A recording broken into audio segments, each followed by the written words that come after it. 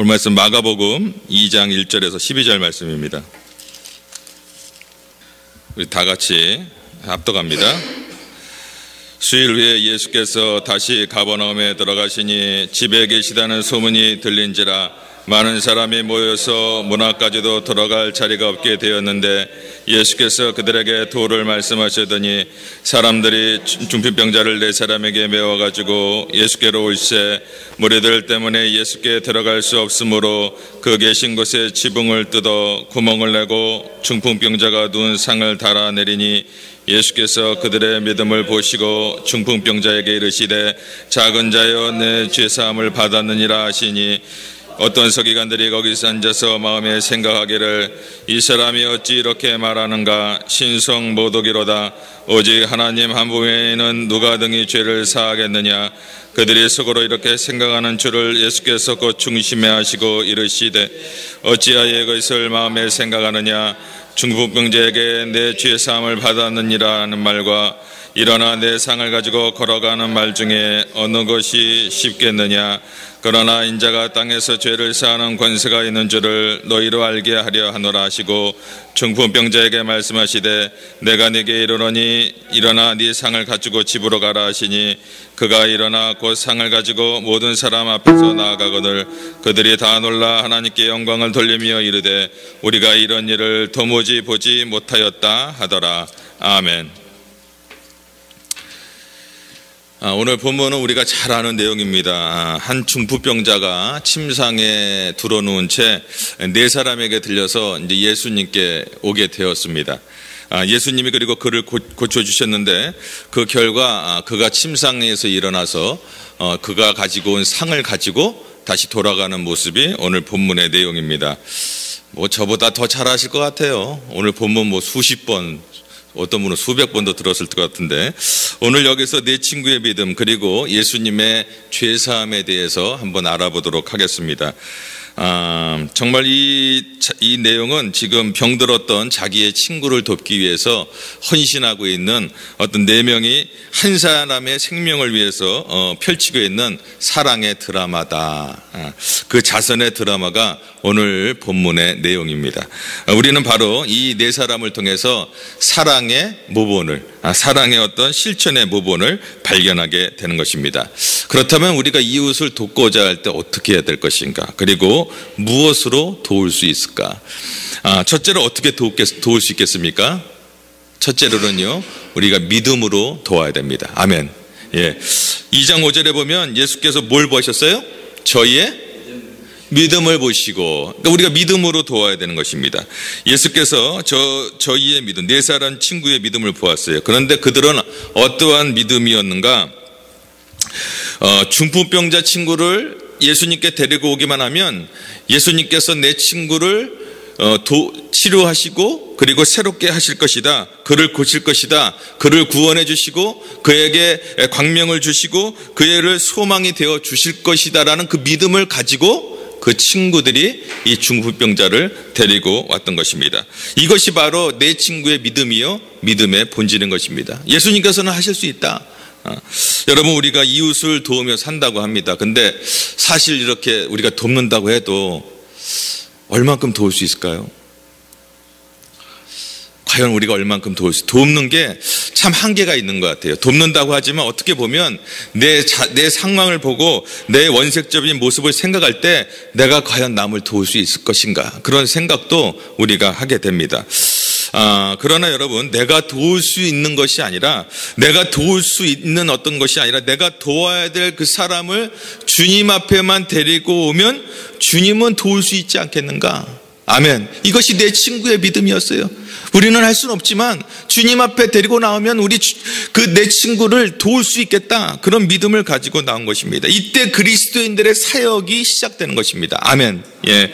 주님은 그의 구원, 그의 소망, 그의 생명이 되어 주실 것이다. 그의 능력이 진정한 능력이 될 것이다. 라는 믿음을 가지고 내 친구가 그 중풍병자를 데리고 왔다는 것입니다. 이것이 우리들의 이웃을 향한, 내 친구를 향한, 내 가족을 향한 사랑의 출발점이다. 저희의 믿음을 보시고 이러한 믿음의 소유자가 다 되시기를 주의 이름으로 축원합니다. 두 번째로 중요한 것이 있는데 우리는 믿음을 그럼 어떻게 해야 돼요? 행함으로 나타내야 돼요. 야고보서의 중요한 메시지가 뭐죠? 행함이 없는 믿음은 죽은 믿음이다. 예. 내 친구가 있는 믿음은요, 행함이 있는 믿음이었어요. 죽은 믿음이 아니었어요. 주님이 우리 친구를 도와주실 것이다. 그러니까 우리는 주님에게 맡기고 기도하면 됐지 뭐. 그런 것이 아니라 그들은 그렇게 생각하고 그걸 행함으로 했다는 거예요. 그것에 어떤 그런 생각에 머물고 있으면 그건 관념에 불과합니다. 그런데 많은 사람들이 그렇게만 생각하고 있어요. 많은 사람들이 은혜를 받고 많은 사람들이 주의 말씀에 감동을 받으면서도 돌아갈 때는 그냥 관념, 생각 속에만 이렇게 맴도는 것입니다. 그렇게 하면 됐지. 성경은 이런 믿음은 죽은 믿음이다 라고 말하고 있습니다. 그러나 이 친구들이 가지고 있었던 믿음, 예수님이면 내 친구를 도와줄 수 있다, 예수님이면 내 친구의 미래가 새롭게 될 수 있다. 그래서 그들은 믿음을 행함으로 옮기고 있는 것입니다. 이런 행함의 주인공들이 다 되시기를 주의 이름으로 축원합니다. 아멘. 근데 우리가 이웃에게 도움을 요청을 받아요. 도움 도와주세요 그러면 저는 좀 어떻게 핑계나 구실이 있어요. 믿는 사람들은 좀 도와주세요 그러면 기도해 보겠습니다. 기도해야 돼요. 그런데 그것이 핑계의 구실이 될 때가 너무나 많다라는 거예요. 예. 또 우리가 보편적인 생각은 이런 생각을 합니다. 내가 돕고는 싶은데 내 도울 방법이 없다. 그렇게 이것이 문자 그대로 진짜 도울 방법이 없다면 모르겠지만 많은 부분이 핑계라는 것입니다. 돕고자 하는 마음이 없어서 그렇지, 돕고자 하는 마음만 있다면 도울 길이 없다면 그 길을 만드는 거예요. 만들어서라도 우리가 도울 방법을 찾아내는 것입니다. 도울 마음이 없으니까 돕지 않는 거예요. 오늘 본문에 나타난 4명의 친구, 그 친구들 사랑하는 중풍병자 친구를 데리고 예수님 앞에 오자 했습니다. 얼마나 많은 수고가 있겠습니까? 얼마나 무거웠겠어요. 4명의 친구가 오고는데 그 시대의 길이 아스팔트였겠습니까? 험난한 길을 왔습니다. 그런데 오고 났는데 이제 예수님을 만나야 되더니 어떻게 해요? 본문에 보니까 수많은 사람들이 예수님 앞에 있어갖고 그 집에 들어갈 수조차 없을 정도로 사람들이 많이 있었다라고 성경은 말하고 있습니다. 그러면 우리 어떻게 했습니까?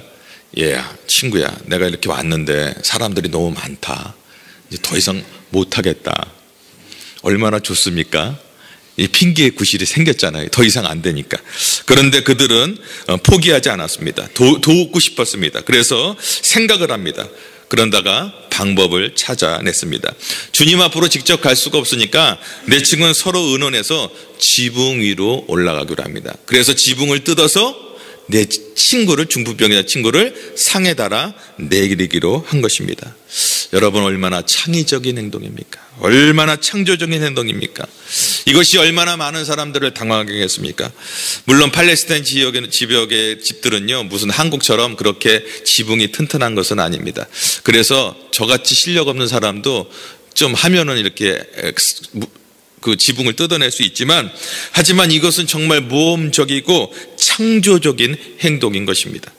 얼마나 많은 사람들이 방 안에서 얼마나 참 그렇겠습니까? 예수님을 위시한 사람들이 얼마나 당황했겠습니까? 뭐가 예수님이 도를 전하고 있는데 뭐가 먼지가 막 툭툭툭툭툭 떨어지더니 뭐가 이렇게 막 갑자기 구멍이 나더니 위에서 뭐가 이렇게 내려오는 거예요. 한번 생각해 보세요. 제가 여기서 말씀을 전하고 있는데 위에서 뭐가 한번 내려온다고 생각해 보세요. 사람들 얼마나 기가 막혔겠습니까? 무리하다고 비난을 받아야 될 그런 어떤 상황이었습니다. 그러나 이 비난을 감수하고라도 내 친구를 살려야 된다, 내 친구를 살리기 위해서 이러한 비난을 무릅쓰고 그들은 이 무모하게 한 이런 행동을 하기로 그들은 결심한 것입니다. 그것이 믿음에서 우러나오는 행함이었고, 그런 행함 때문에 그런 놀라운 기적이 일어나게 된 것입니다. 이런 행함의 기적의 주인공들이 저와 여러분이 되기를 주의 이름으로 축원합니다. 아멘. 쉽지는 않죠. 그죠? 쉽지 않습니다. 그런데 우리가 말씀을 통해서 우리가 이제 해야 됩니다. 오늘 한 번씩 매볼까요? 각자 돌아가면서 매면서 한번 해볼까요? 그것도 뭐 괜찮은 방법인 것 같아요.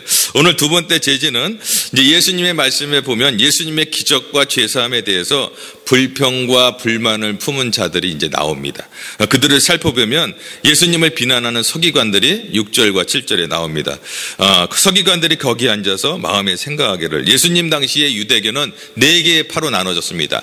무슨 파? 사두개파, 바리새인파, 그리고 에세네파, 그리고 열심당파로 나눠져 있었습니다.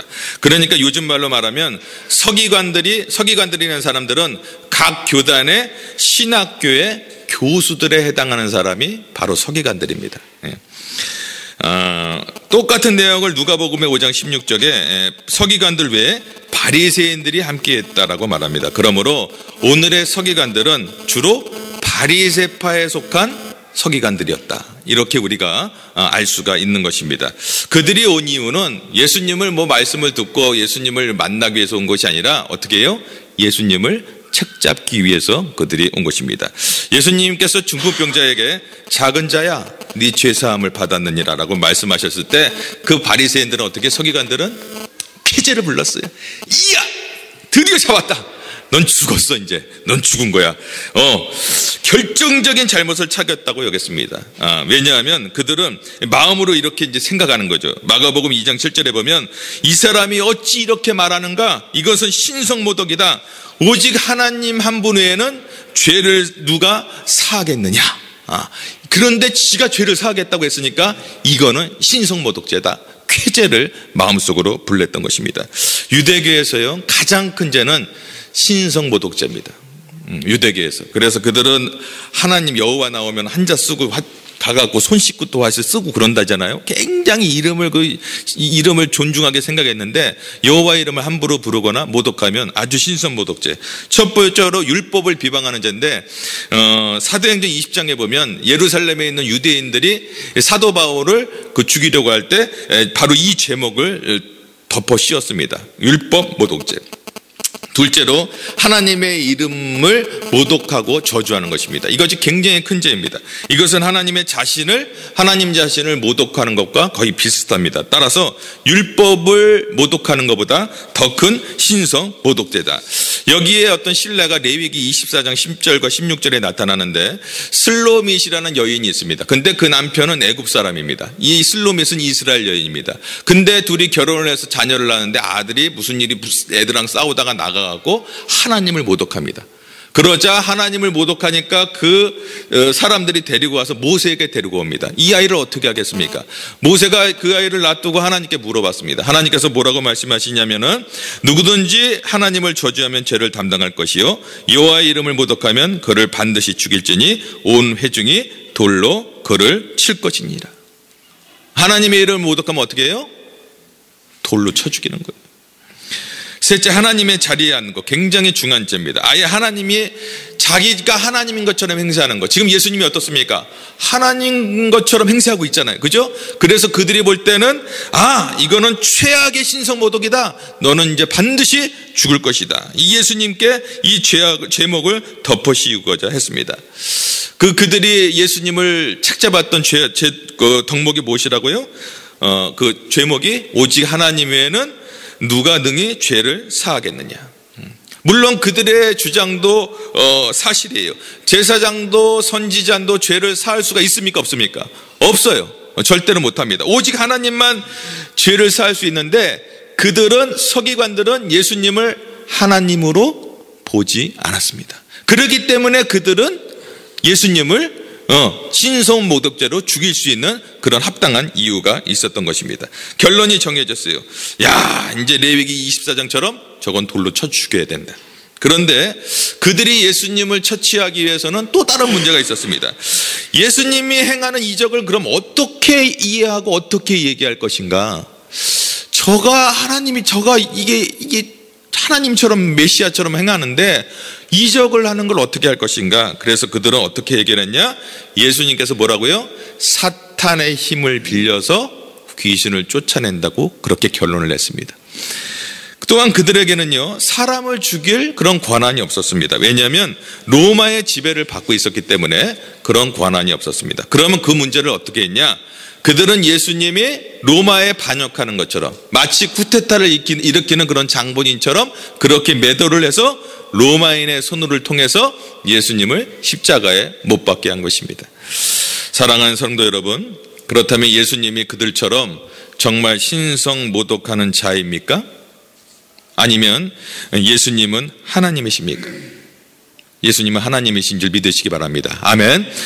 만일 예수님께서 죄 사하는 권세가 없다라면, 예수님이 하나님이 아니라면 중풍병자에게 내 죄를 사함을 받았다고 말한다면 그건 분명히 신성모독입니다. 그러나 예수님께서 죄 사함의 권세가 있다면 예수님은 하나님인 것이 분명한 것입니다. 오직 하나님 한 분만이 죄를 사할 수 있는 그런 능력이 있기 때문에, 따라서 예수님을 하나님으로 믿지 않는 죄는 그 사람은 구원을 받을 수가 없다라는 것입니다. 아멘. 여러분, 예수님은 하나님이신 줄 믿으시기 바랍니다. 아멘. 우리가 삼위일체 교리를 믿어야 되는 거예요. 아멘. 예. 근데 여호와의 증인, 예수님을 신성을 부인합니다. 그들은 삼위일체를 부인합니다. 하나님은 한 분이라고 얘기합니다. 물론 우리도 한 분이죠, 그죠? 그러나 삼위가 있는 것입니다. 그걸 부정합니다. 그래서 예수님의 신성을 인정하지 않습니다. 그래서 그들은 성경을 아주 거짓되게 번역하기도 합니다. 예를 들면 요한복음 1장 1절에 이 말씀은 곧 뭐라고요? 하나님이시다. 이런 성경 구절을 그들은 어떻게 해석하냐면, 그 말씀은 하나의 신이다. 그렇게 자기들 성경은 그렇게 번역을 합니다. 그래서 이렇게 여호와의 증인들이 우리도 성경을 갖고 다닌다고 얘기하잖아요. 쫙 보면은 그렇게 번역을 해놓는 거예요. 그래서 헬라어 학자들은 이 분노를 하는 거죠. 도저히 납득할 수 없는 엉뚱한 번역을 해놓고 마치 예수님이 그냥 하나님이 아닌 것처럼 그렇게 말하고 있는 것입니다. 그 외에도 잘못된 것이 많습니다. 수혈을 하지 않고 성령님을 인정하지, 하나님을 인정하지 않고 성령을 어떤 하나님께서 나오는 파워의 어떤 근원이다, 이렇게 생각하는 것이 여호와의 증인인 것입니다. 여러분, 잘못된 영에 끌려가는 이 여호와의 증인들, 오늘 우리 성도님들은 이 여호와의 증인이 올 때 하나님 말씀으로 잘 대적하기 바랍니다. 아멘. 그리고 혹시 이 설교를 CD로나 또 홈페이지로 들을 수가 있어요. 그런 분들이 있다면 여러분, 여호와의 증인이나 어떤 이단에 넘어가지 말기를 주의 이름으로 부탁드립니다. 좀 이상하다, 파수대다, 이런 걸 갖고 있으면 가까운 교회 가셔서 상의하시고 아니면은 교회로 문의해 주시면 감사하겠습니다. 오늘 본문에서 예수님은 그에게 죄사함의 권세가 있다라는 것을 뭐라고요? 밝히 보이셨습니다. 그러므로 예수님께서 분명히 자신이 하나님이라는 것을 밝혔다는 것입니다. 그런 어떤 우리가 믿음을 가지고 예수님은 하나님이십니다. 그 믿음을 가지고 이 믿음을 굳게 지키는 저와 여러분이 되기를 주의 이름으로 축원합니다. 아멘. 둘째로 죄를 사하는 권세가 있죠. 8절과 12절에 보면, 근데 마가복음 2장 8절에 보면 죄를 사하는 권세가 있는데 그들이 속으로 그렇게 생각하는 줄 알았어요. 그래서 예수께서 중심에 하시고 이르시되 어찌하여 이것을 마음에 생각하느냐라고 말합니다. 예수님은 서기관들의 생각을 다 아세요. 그래서 서기관들을 향해서 물었습니다. 어찌하여 이것을 마음에 두느냐? 여기서 이것은 헬라어로 복수형입니다. 말하자면 서기관들은 하나만 생각하는 것이 아니라 여러 가지를 생각하고 있었어요. 예수님께서 중풍병자에게 죄사함을 받았다라는 얘기를 하자 그들은 이제 첫 번째 뭐라고요? 신성모독이라고 생각했고, 두 번째는 거기서 끝나지 않고 율법에 따라 뭐라고요? 반드시 죽여야 된다. 이 생각을 여러 가지를 생각하고 있었어요. 그런데 그들은 그들의 생각을 입 밖으로 냈습니까? 안 냈습니까? 입 밖으로 안 냈어요. 근데 마음속으로 생각했어요. 그러나 예수님은 그들의 마음을 다 알고 있었어요. 어떻게 해요? 예수님은 하나님이시기 때문에. 아멘. 하나님은 전지하시고 전능하십니다. 아멘. 사무엘상 16장 7절에 보면 사람은 외모를 보거니와 나 여호와는 중심을 보시느니라. 아멘. 열왕기상 8장 39절에 주만 홀로 사람의 마음을 다 아십니다. 아멘. 역대상 28장 9절에 보면 여호와께서는 모든 마음을 감찰하사 모든 의도를 아신다고 하셨습니다. 아멘. 예수님이 이와 같이 사람의 마음을 다 아세요. 중풍병자의 마음도 아시고 내 친구의 마음도 다 아셨습니다. 예수님은 그래서 서기관들의 마음도 다 아셨다라는 것입니다. 따라서 이것만 보아도 예수님은 하나님이라는 것을 우리가 분명히 알 수가 있다는 것입니다. 여기서 만일 예수님께서 하나님이 아니시라면 예수님께서 자기를 죽이려고 대응하는 서기관들에게 어떻게 얘기하겠습니까? 사실 말이야, 나는 그냥 너희들이 내 말을 오해했는데 내 말 뜻은 그게 아니라 하나님께서 죄를 사하여 주신다고 그렇게 얘기한 게 너희들이 오해한 거야, 이렇게 얘기했겠죠? 그죠? 그러나 예수님은 그렇게 얘기하지 않고 당당하게 죄사함의 권세를 주셨다, 죄사함의 권세를 내가 가지고 있다라고 말씀하시면서 당당하게 선포를 하신 것입니다. 죄사하신의 권세로 중풍병자를 분명히 죄사하게 하시고 또 치유해 주셨다는 것을 말씀해 주셨습니다. 그러자 예수님은 서기관들을 향해서, 그 마음으로 이렇게 이르는 서기관들을 향해서 예수님은 이렇게 이제 질문합니다. 2장 9절에 중풍병자에게 내 죄사함을 받았느니라 하는 말과 일어나 내 상을 가지고 걸어가라는 말 중에서 어느 것이 쉽겠느냐. 여러분, 예수님의 질문에 길의 어떤 질문이 왜 이렇게, 대한 대답은 무엇이겠습니까? 지금 예수님께서 두 가지 더 쉬운 것을 물어본 것이 아닙니다. 여러분, 죄를 사하는 거나 이적을 일으키는 거나 우리 인간의 힘으로 가능합니까? 아니면 불가능합니까? 불가능해요. 근데 예수님께서 그걸 물어보고 계시는 거예요.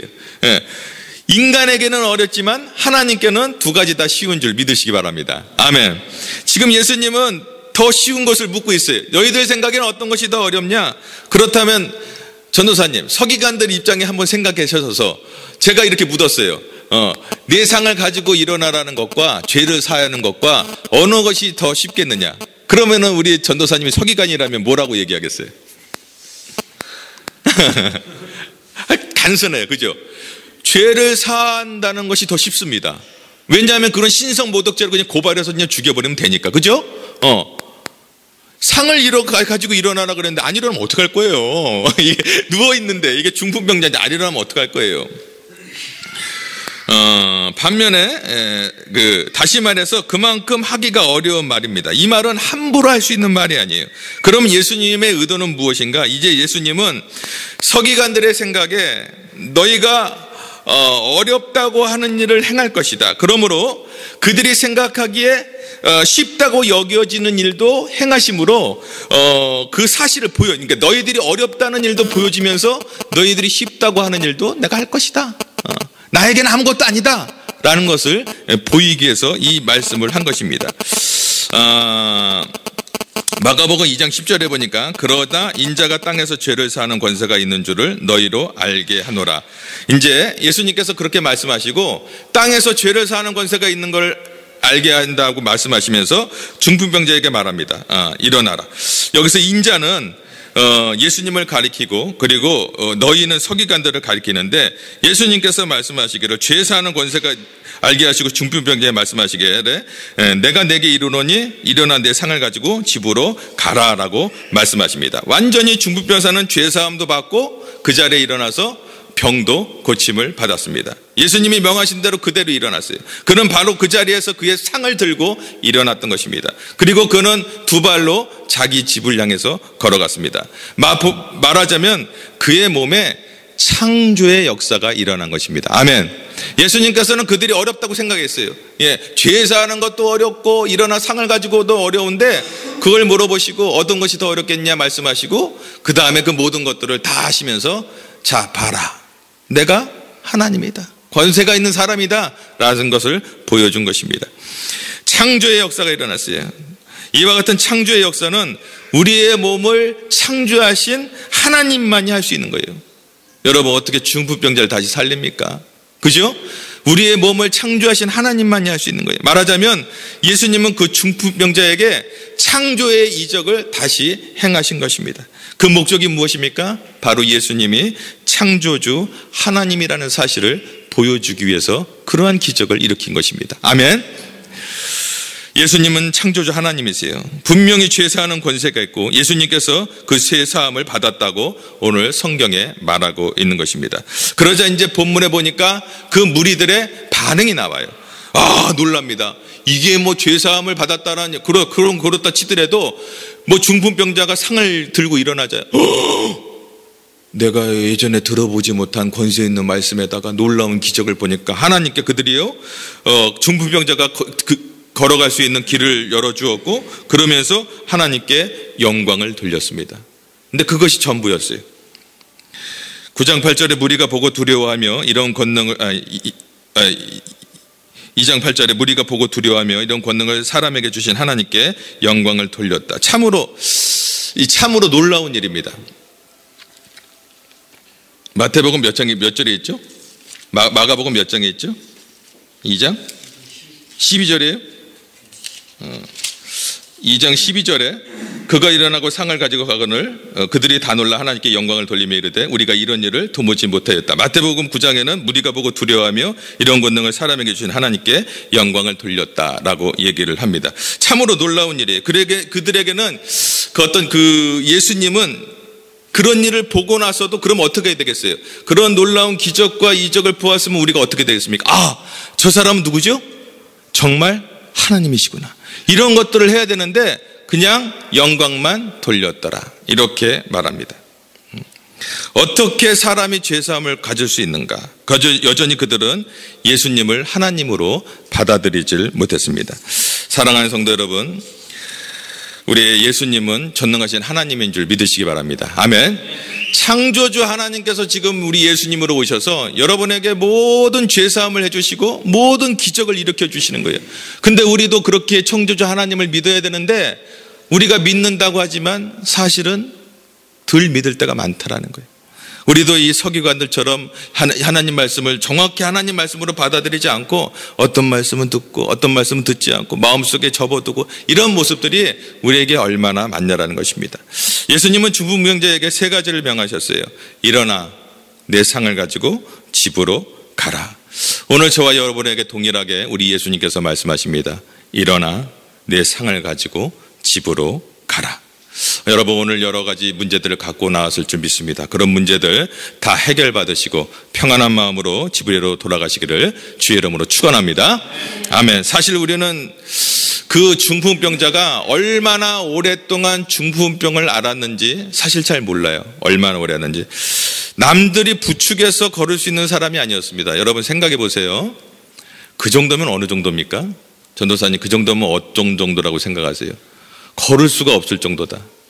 대단히 중병이죠. 중풍병도 대단히 중병.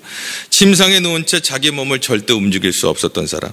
따라서 그는 오랫동안 중풍병을 앓고 왔다라는 것이 틀림없습니다. 그렇다면 그의 팔과 다리는 아마 마비된 지 굉장히 오래됐을 것입니다.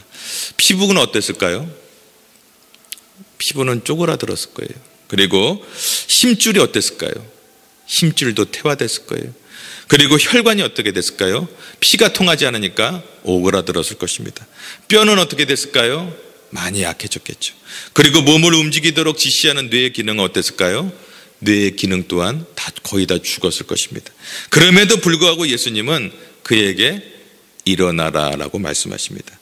그의 힘으로 일어나라. 또한 예수님은 그에게 그의 손으로 상을 들고 가라고 말씀하시고 일어나, 집이 어딘지는 모르지만 일어나 걸어서 집으로 가라라고 말씀하십니다. 이게 가능한 얘기입니까? 중풍병을 그렇게 오래 앓았어요. 일어나지도 못해요. 다 쪼그라들었어요. 이를 위해서는 중풍병자의 몸에 창조의 역사가 일어나요. 하나님의 창조의 역사가 일어나야만 그가 일어날 수가 있는 것입니다. 그의 피부를 비롯해서 힘줄, 혈관, 뼈 그리고 뇌소뼈까지 다 새롭게 창조되어만 그가 일어나서 걸어갈 수가 있는 것입니다. 이러한 창조의 역사는 누가 할 수 있어요? 하나님께서 이 세상을 창조하셨고 우리를 창조하셨기 때문에 창조주 하나님만이 이러한 일을 하실 수가 있다는 것입니다. 그러므로 우리 예수님은 이런 창조의 역사에 하나님인 줄 믿으시기 바랍니다. 아멘. 이런 걸 하실 수 있는 분은 하나님이에요. 그러므로 예수님은 하나님이라는 것이 오늘 이런 역사가 저와 여러분 그리고 모든 주의 권속들에 속해 있는 자녀들과 이웃들에게 일어나기를 바랍니다. 2장 12절에 보니까 그가 오늘 말씀처럼 다 나갔다라고 말합니다. 예수님께서 이적을 통해서 이 사실을 우리에게 분명히 보여주셨습니다. 놀라운 기적을 일으켰습니다. 예수님께서 이 땅에 오신 목적은 자신을 희생 제물로 드리시고 우리의 모든 죄를 사하기 위해서 이 땅에 오셨습니다. 그리고 아픈 자를 위해서, 사단에 눌린 자들을 해방하기 위해서 이 땅에 오신 것입니다. 아멘. 그런데 그들은 몰랐어요. 서기관들은 그걸 받아들이지 않았어요. 오히려 책잡으려고 했어요. 많은 사람들이 기적을 보았지만 그냥 그 기적만 보고 정말 예수님을 하나님으로 인정하지가 않았다는 것입니다. 사실 여러분, 영적으로 보면 우리도 예전에는 중풍병자와 다를 게 없었습니다. 우리 힘으로 아무것도 할 수 없는 그런 사람들이었습니다. 그러기에 예수님께서 우리를 찾아와 주셨습니다. 그리고 그 예수님께서 우리를 위해 십자가에 못 박혀 돌아가심으로 우리를 죄를 용서해 주시고 우리를 구원해 주시고 모든 질병과 모든 눌림 가운데 우리에게 해방을 주신 것입니다. 이제 그 예수님 앞에 우리가 나와서 긍휼을 바랄 뿐입니다. 예수님을 믿고 예수님의 앞에 나와서 애통하는 마음으로 죄를 회개하는 자에게 오늘 죄 사함을 받고 놀라운 기적과 이적이 저와 여러분의 삶 가운데 나타날 것을 믿으시기 바랍니다. 오늘 주님께서 말씀하십니다. 작은 자야, 내 죄 사함을 받았느니라. 그러면서 우리의 모든 문제도 해결해 주십니다. 일어나 내 상을 가지고 집으로 가라. 오늘 참석한 모든 주의 권속도가 또 이 설교를 듣는 모든 분들에게 죄 사함을 받고 기적을 경험하는 은혜가 풍성하게 넘치기를 주의 이름으로 축원합니다.